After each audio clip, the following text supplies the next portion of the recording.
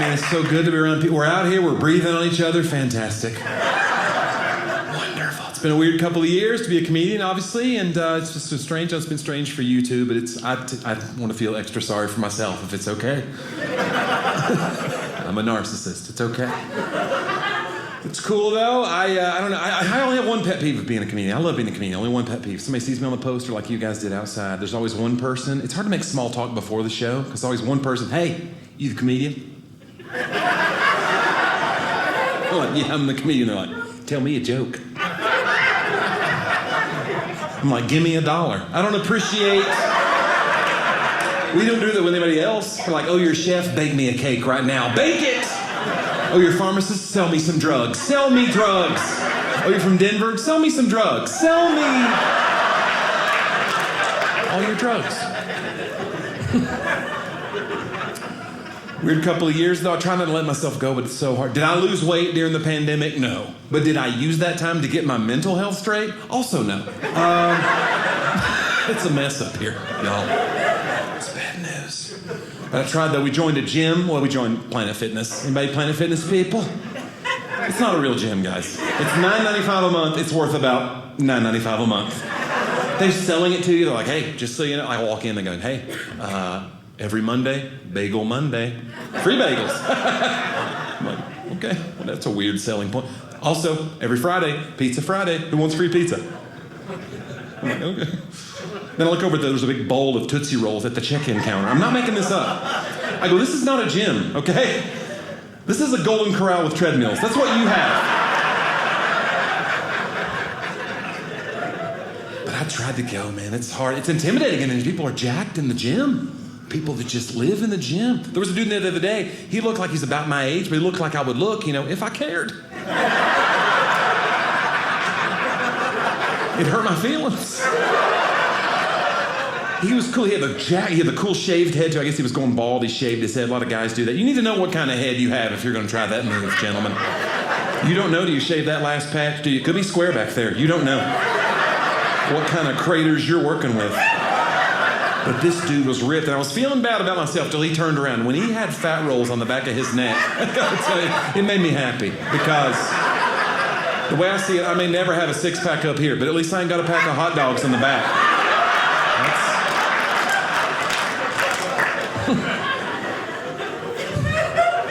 That's my testimony. That's what that is. I started going to the gym with a buddy during the pandemic, right? We're trying to lose weight together. And I was like, man, we need to hold each other accountable. Okay, we're always trying to lose weight. We never do it. Just let's do it, man. So sure enough, 6 a.m. He joins Planet Fitness with me. We start going every day, 6 a.m. I look across the treadmill. He's right there. He's looking at me. We're running the same miles. We're lifting the same weights. We both lost 60 pounds during the pandemic. That's true. That's awesome, right? Right. And then the other day, I see him. He goes in the locker room, takes off his shirt. I hadn't seen him in a while. This dude's got pecs and abs now. And it made me furious. Because I'm just like a little bit less doughy. That's all I got going on. I'm like a pasty, deflated tire. I go, dude, you were as heavy as me. We both lost 60 pounds. You look like that. I look like this. What's going on? He goes, dude, I'll give you the secret. I go, please. He goes, you got to shave the hair on your chest and your stomach, and it creates like shadows. It makes the muscles pop when you shave the... Don't do that. Don't do it, guys. If there's middle-aged men in here thinking of doing it, results may vary. Can I just say that? Because I don't know what your experience will be, but I look like a fat toddler now. It's not cool.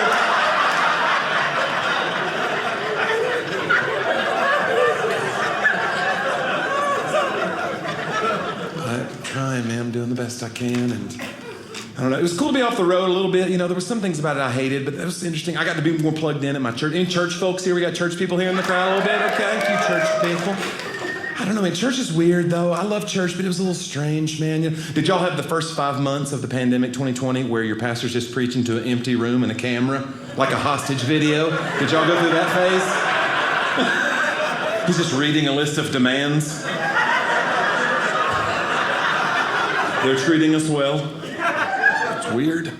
My church is weird though, man. But then we started getting back together. It was pretty cool. June or so of 2020 started to be people kind of scared, but we started getting. And then Cracker Barrel opened the same week. I was like, the earth is healing itself.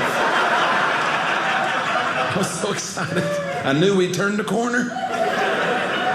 But then my wife's friend wants to come out with us, to lunch. Her name's Stacy, and my wife's friend is a vegetarian. Now, Stacy's fine. She's a sweet lady, but she's a little pushy. She's a little judgmental, okay? And if you're a vegetarian here today, hey, fine, eat whatever you want to eat. But I was like, I want to invite her to Cracker Barrel, but what's she going to eat at Cracker Barrel, okay? They cook their green beans and hog lard. What can she have? The box? What's left? My wife's like, it'll be okay. Y'all, it wasn't okay. I'm having my old-timers breakfast, holding my piece of bacon like an American.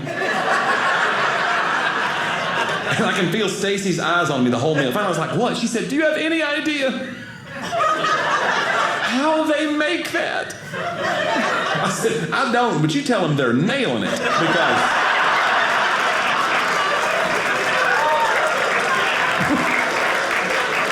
This is like a hug from Jesus. Is what this is. He's real, y'all. He's real. And if you're a vegetarian here tonight, please don't be offended. I want you to feel welcome. Don't be offended. I mean, I'm not afraid of you charging the stage and attacking me. You're far too weak. What I'm saying is, like, don't try. It's a lot of steps. You could get woozy,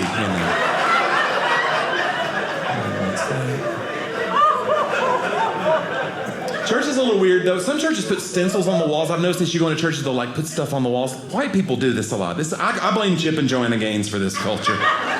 You ever walk in Smith's house? Live, laugh, love on the wall. What is that? What are you doing? On my wall, I want live, laugh, leave. That's what I want. Get out. But my church, I've been to a church before. My church puts like our core values and some scriptures on the walls. I went to a church a few months ago, and they had the 10 Commandments on the wall.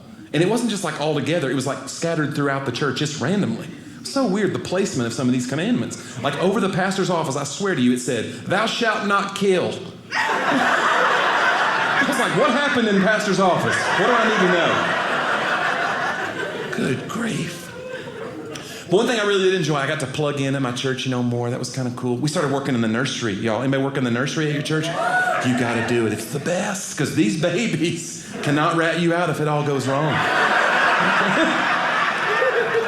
You come back after church, I hand you a crying baby. It's like, look, maybe I dropped him. Maybe he's a brat. Like, you don't get to judge me. This is the Lord's house, okay? And we're a sticker church. Y'all putting stickers on the kids when you check them in at your church. These big churches do it. We're tagging these kids like they're in the wild. It's weird. Like it's a nature study. Sprinkle out some goldfish crackers and track their movements. My pastor had to explain it to me. Johnny, it's a security thing. It's got the kid's name on the sticker, a code at the bottom. Parent gets a piece of paper with that same code. They come back after church, to claim their child, like it's a coat check or a raffle. Wonderful. And parents lose that piece of paper at my church. I don't know what your policy is at your church, but I don't put up with that mess in my nursery. You come back without that paper, I'm like, I'm sorry. We're keeping him, okay? He works for Jesus now, all right? You knew the risks. They're like, you know me, that's my son. I just dropped him off. I'm like, sir, look, okay? Without the receipt. The best I can do is store credit. And then I let him pick out a child of equal or lesser value. So, we give out so many redheads, y'all. It's unbelievable. I feel like that hurt some people's feelings. I'm kidding. Redheads don't have feelings. Listen. We'll get through this. I got a dumb dog. You may have a dumb dog. People don't want to admit their dogs are dumb. My dog's dumb, y'all. My dog's name's Toby. He hates wheels, y'all. Any wheels of any kind, okay? He chases any spoked wheel come whirring by the house, like a bike or a motorcycle or a wheelchair last week. Thanks, Toby. Appreciate it. We have to move again. Thank you. And this is true, and I'm just saying this because I'm in Salt Lake City in Provo. This has really happened. 2 Mormons came by the house on their missionary journey a few months ago. I'm on the porch. I'm letting them go to the bathroom. He chased them into a ditch. I didn't know what to do. I was on the porch like, sorry! He is Lutheran!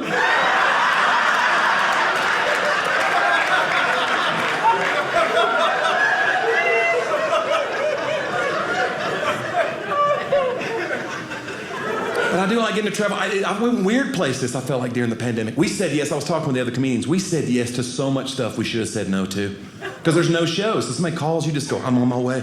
I did a homeschool convention in Florida, y'all.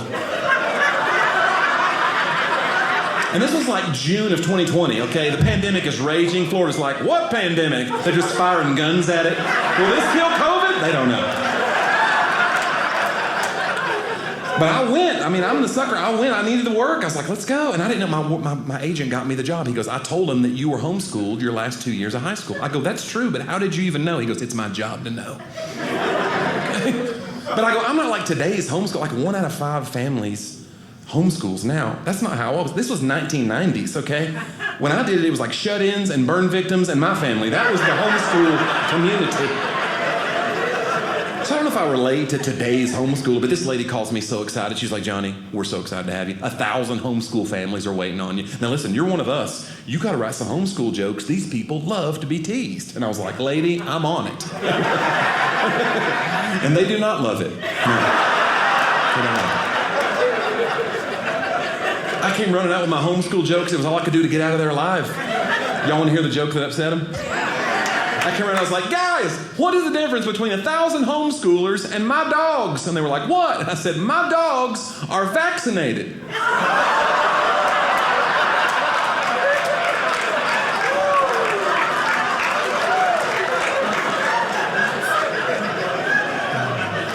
These homeschoolers will bite you. They will bite you. But I like traveling. I remember when I started out, when you start doing comedy, it's the worst because you have to, you're trying to save money, anything, you know.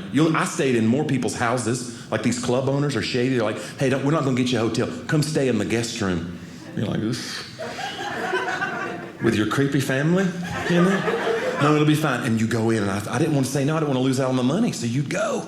And I went to this one guy's house, and there was no bed in the guest room. I was like, is this a kill room? Be honest with me. Is this how it ends? He comes back, he's holding a duffel bag. He goes, I'll blow up this air bed. You'll be good to go. Anybody slept on one of these abominations? It sounds like it's going to be amazing, right? It's a bed made of air. Sounds like you're going to be sleeping on a cloud. You're on this thing 5 seconds. You're like, this is a pool toy. I'm on a pool toy.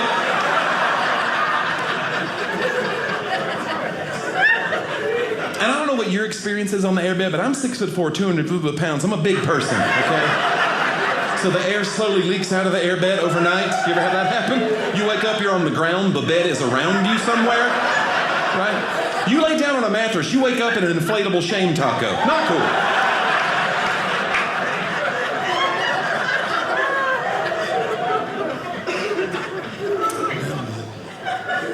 But I never was cool. I was always like an awkward kid, man, so uncool. And I was painfully shy.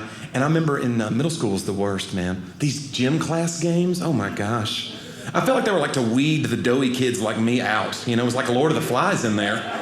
Like even the names of some of the games, like Red Rover, you separated my shoulder. You're injuring children. You're hurting people. Middle school for boys is hard. Girls have it hard too. I get it. And I always hear about this. You know, girls, my wife always tells me like, oh, it's so hard for girls because your body's developing and you're judged on your appearance and other girls are so mean to you and it's all that. And I get it. But boys have it hard too, right? Listen, when you're in middle school, you don't know anything about sex. You don't know anything about your body, but you have to pretend you know because you want to be a man. And what you're hoping against hope that somebody in health class will ask the question that you want to know the answer to, right? You desperately want to know, but you don't want to ask. You're hoping. That way you can be like, what a weirdo. All right, noted.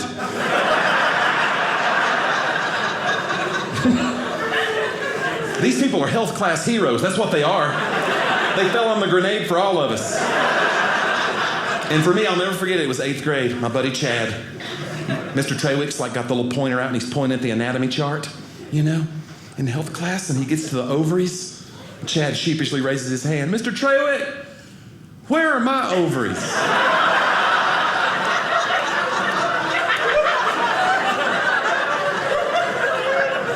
Mr. Trawick said, son, you don't have ovaries. And a lot of us laughed, you know? But some of us were like,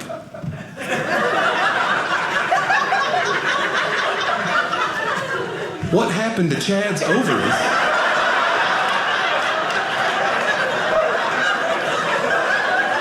Mr. Trawick, no.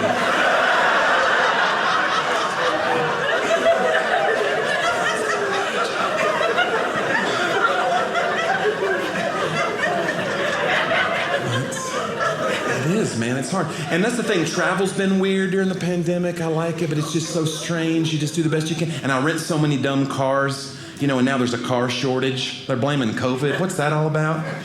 Sorry, the cars have COVID. Oh, what's that? What's happening? Why are there no cars? You show up and like, I've got a reservation for a midsize. They go, well, isn't that precious?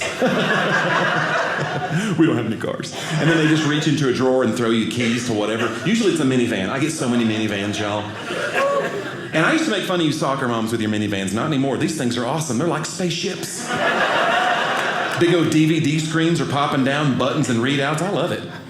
I took a trip with my wife, and this thing had dual climate control, this van we had. Y'all have that? I didn't know what it was. It worked out awesome. My wife's always freezing. She's pumping the heat full blast on her side. So I got to counteract her, pump the AC on my side. We made a funnel cloud. That thing, my dog got struck by lightning. So, pray for us, But we rent so many dumb cars. And then when the rental car is a whole thing, it's a whole process. And I've gotten good at it over the years. Got to rent 100 cars a year. But you got to stop. Listen, some of y'all travel for business. You got to know this. Listen, some things are worth the money. Stop bargain hunting on some of this stuff because you get messed over. I had to rent a car in Austin, Texas last week, and I found out the day before. I was like, all right, I got to quickly go. And I went on whatever, pay less, quality with a K, one of those kind of sites. And I'm clicking around to find my car, and I clicked on one that said Chevy Impala or similar. Not similar. I show up, there's one car left in the parking lot at Austin Airport. It was a 2014 Toyota Yaris hatchback. Yeah. I don't know if you've ever seen a Yaris hatchback, but it looks like you could pull it back on the kitchen floor and let it go. It's that kind of car. And I'm 6'4", 200 pounds. I'm a big person. So I'm looking at this guy like, I don't know what you think you're going to do to shoehorn me into this vehicle. Is there a bone saw in your back pocket? Because he wedged me into that car, y'all. I pulled out of that parking lot looking like Wreck-It Ralph. Sometimes they upgrade you. That's pretty cool. In Utah, when I pulled in Salt Lake City, they gave me an Infinity, y'all. What? Infinity? What? This thing had leather seats, heated seats. Boom. Anybody have heated seats? Well, la-dee-da. Heated seats are awesome, y'all, if you know you have them. If not, I promise you, it's terrifying. I'm halfway to the club. I must have bumped the button with my water bottle put in the cup holder. I just feel heat radiating through my body. It took me 5 minutes to realize I wasn't having a stroke.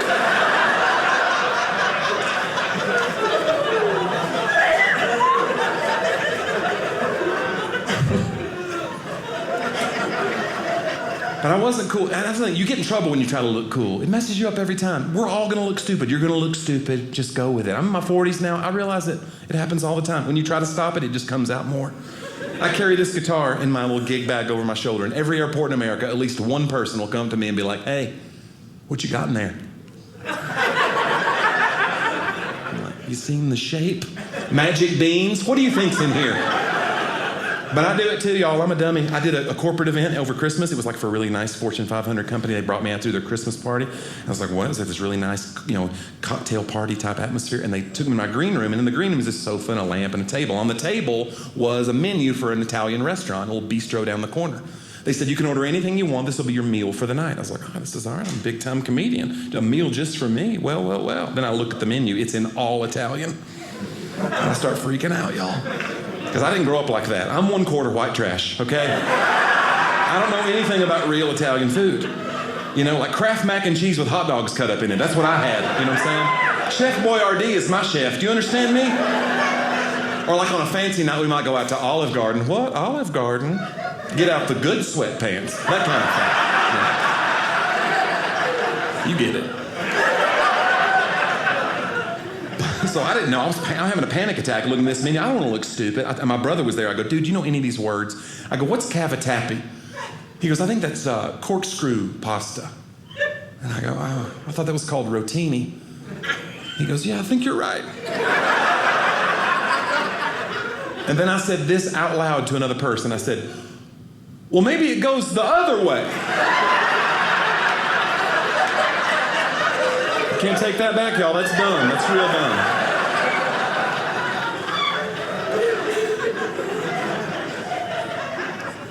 Talk about plugging into my church. Here's one thing about my church. I don't know if your church has small groups. We have small groups. My pastor plugged me into a small group, though, that's like full of hunters, all these hunters. It's weird because I'm on the road all the time, and I'm not a gun guy. I'm not anti-gun. Have your guns, Utah. Do what you want to do. I don't have a gun. I have night terrors is what I have. So whatever you think about the Second Amendment, we can at least agree I don't need a gun. I just be taking out the coat rack 10 times a night. And I get that it puts me at a disadvantage not having a gun. If there was an intruder, I'd be like, can't we just talk this out? No? Okay, sweetie, he wants you to go with him. I miss you so much.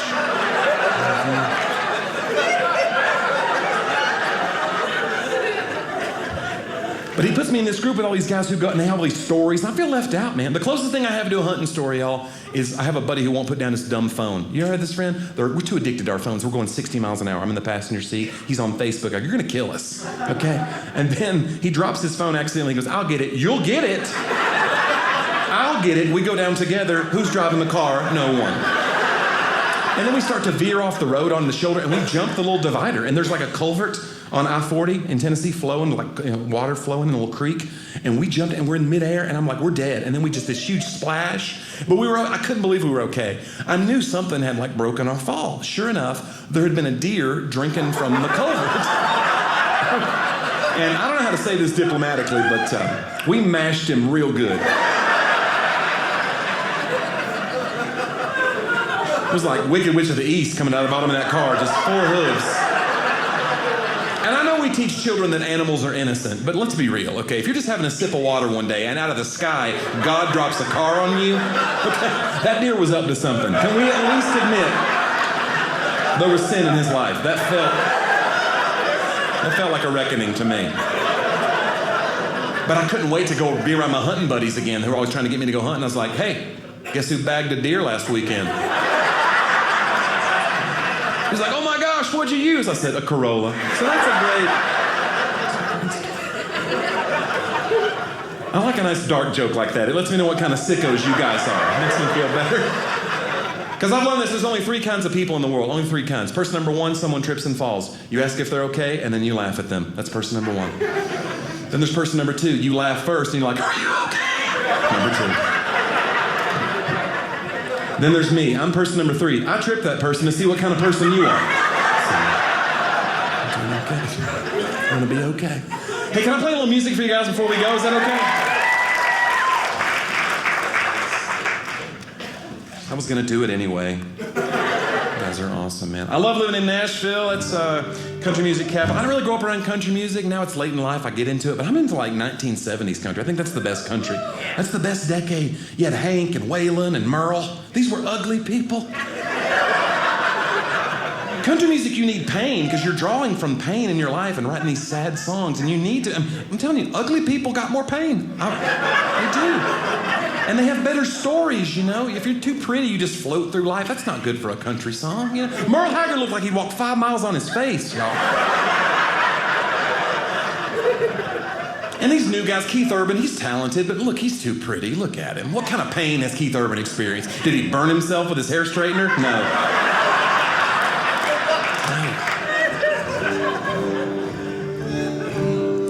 But it's weird, man. Country songs are sad, and I like those. I get nostalgic. The saddest songs, you know, like when you break up with somebody, like your first breakup, your first love.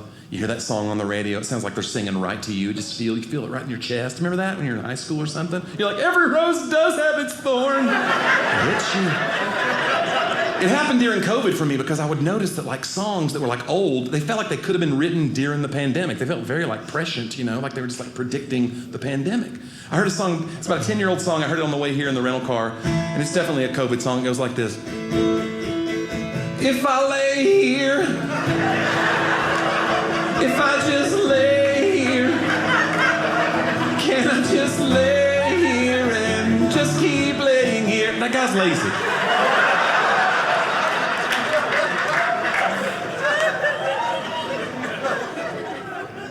I hate like question songs. You ever hear a song, it's like a question, but it doesn't answer the question in the song, it just leaves you hanging. Or it's like an easy question, but they never figure it out. It goes on. There was a song I heard on the radio on the way here. It's like an oldies station. I listen to the Carpenters. Remember the Carpenters? Some older people here. So they have a song, it's a question song. It goes on for 4 minutes. That song should be over in 9 seconds. It's an easy question.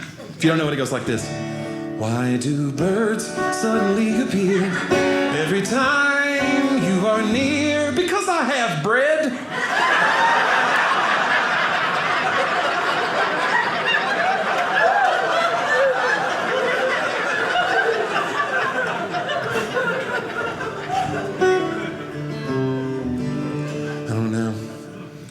My marriage made it through the pandemic. That's pretty cool. I was home a lot, and my wife still loves me. That's pretty good. I like that. And she puts up with a lot. Yeah, I'm a professional smart aleck, literally. And I tell her, she gets on to me like 5 or 6 times a day. I'll say something just so sarcastic to her. And the other day, she was like, why do you always do that? And I go, sweetie, I get it. I could do better. But give me credit for what I'm holding in. Can you imagine the things I'm not saying right now? But sometimes they slip out. You know what I'm talking, married people, you know what I mean. Sometimes you can't stop yourself from saying just the worst stuff. We're at Hampton Inn last weekend. My wife went out on tour with me, and we're at Hampton Inn. Hampton Inn's one of those places where they got rid of the breakfast. You're paying for it still, but they go, sorry, COVID, no breakfast. Here's your bag with an apple and a bagel. You throw it in the trash. That's what they're basically saying.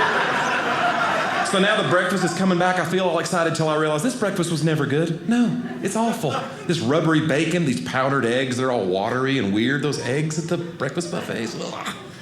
My wife's just eating them, though. We're just trying to make our flight. She's eating these runny powdered eggs. And then she looks at me and she says, Johnny, how do they even make powdered eggs? And I said, sweetie, when 2 powdered chickens love each other very much,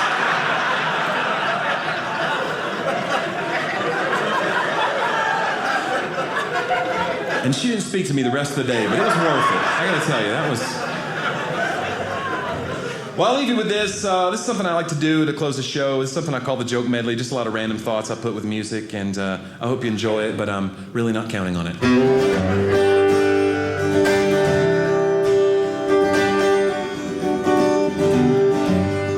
I want to host a game show where redneck contestants answer trivia questions for cash and prizes. And wrong answers cost them their hair. It's called Mull It Over.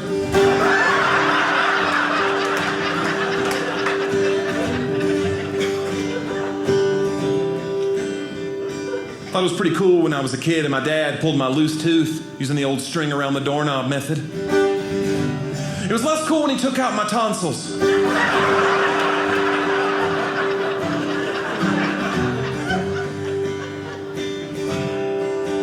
I want to find 10 people who are giving it 110% so that I can continue coasting at 0%.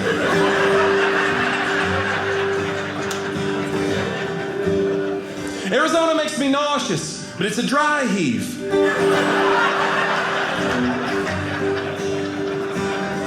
I think books about bankruptcy should start with chapter 11.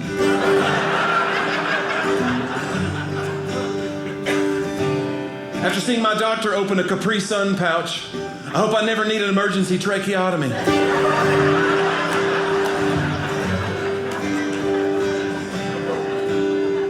Allergies are really bad in Tennessee. We're always number 1 in allergies. Here's how bad it is in Tennessee. We got people in Tennessee now buying meth to turn it back into Sudafed.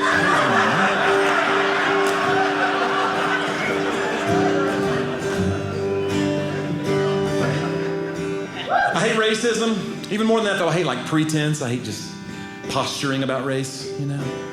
Like whenever a white person doesn't want to be accused of being racist, they always say something dumb like, I'm colorblind, I don't see color. But my grandmother was colorblind and racist. She used to tell us kids, you can't trust those gray people.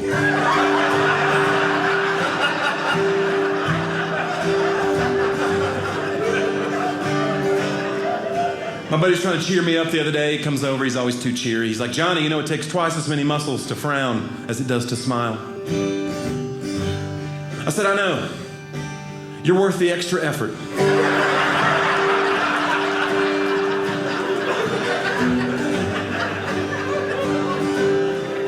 My mom used to always say, a spoonful of sugar makes the medicine go down. It was true of everything except suppositories.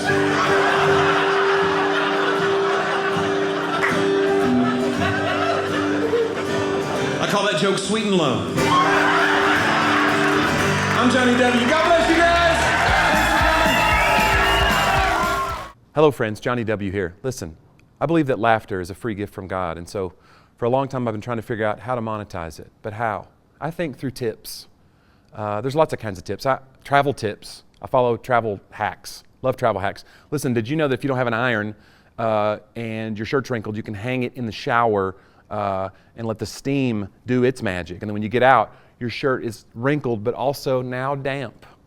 So that's a tip that you could use. There are other kinds of tips, money tips, and that's what you can do now. So let's say you want to leave a tip. I remember when I used to go to the gas station as a kid, there was a little thing and you could take a penny or leave a penny. This is like that. It's exactly like that, except for don't leave a penny. They don't even make pennies anymore. What are you, cheap? Leave $1, leave Bitcoin, whatever you want to do. And don't take a penny either, so it's not like it in that way either. We're not set up for that. Why are you making this about you? Okay, you always do this. So you leave $1, $20, whatever. Don't take anything. Stop it. Stop being selfish. Just do it. And thank you for watching.